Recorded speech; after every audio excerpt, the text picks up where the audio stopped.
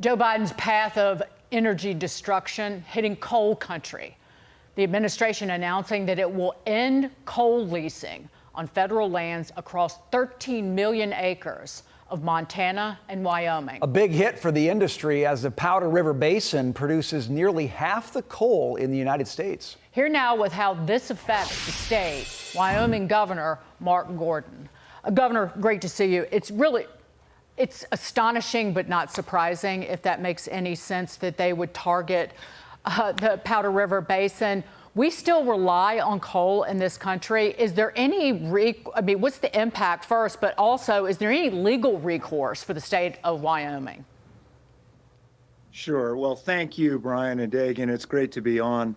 And thanks for raising this issue. It's absolutely critical that this nation understands how important coal is to our future. And there are, to answer your question directly, of course, there are legal resources and recourses. We're working hard with neighboring states on this whole suite of new regulations that have come, not just the no new coal leasing rule, but the blizzard of regulations that are coming out of EPA that are really designed to try to kill the coal industry. And, what I would like to point out is that Wyoming has been in the forefront of environmental leadership for years. We were low sulfur coal initially. We started working on carbon capture back in the 1990s. I'm leading the Western governors in decarbonizing the West. We're doing that by using all of the above energy sources.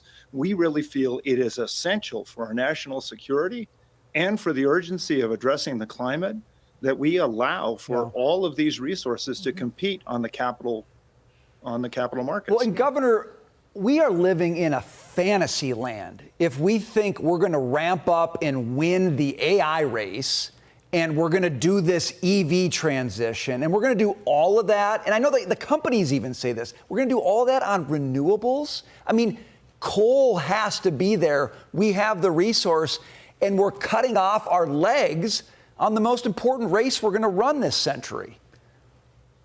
Absolutely. And we've seen it over the last several years. If it's the heat wave that you've seen in California, if it's Katrina, if it's, any number of snowstorms that we've had at ERCOT when it went down, we need to have that reliable, dispatchable power that only coal can produce. And people are beginning to recognize that. The intermittency of renewables is something that can't be overcome. Building the battery capacity, whether that be, lithium batteries or whether it be pump storage, that's years away. All the transmission costs that's essential to making this work is not in that wonderful calculus that everybody says renewables are cheaper. And all of that is going to leave us without the energy we need to power our nation. Governor, before we go, I keep talking about this. I sound like a scratched LP, but coal is the critical form of baseload power, that it is reliable and constant. It's either coal or nuclear. Not even natural gas is true baseload power. And that is the foundation of our electric grid. And we must have coal until, again, the battery technology improves. Yeah, no, absolutely essential. Wyoming is also leading with the first advanced nuclear reactor in decades.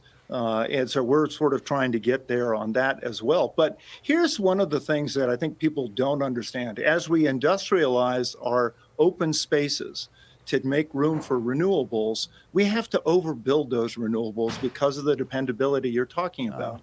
We have typically about a 30% overbuild of wind that looks like a prairie full of pinwheels. When we have a dense energy source that's proven, to your point, it's reliable base load. And here's the thing, we can improve the technology. Wyoming and Basin Electric have worked together on a type of we call it the Integrated Test Center. We have two types of carbon capture. Close by, we have a potential for geologic storage. We've talked about how Wyoming can be carbon negative. And by that, I mean, we can get carbon dioxide out of the air, not necessarily using DAC, but just using good old-fashioned American ingenuity.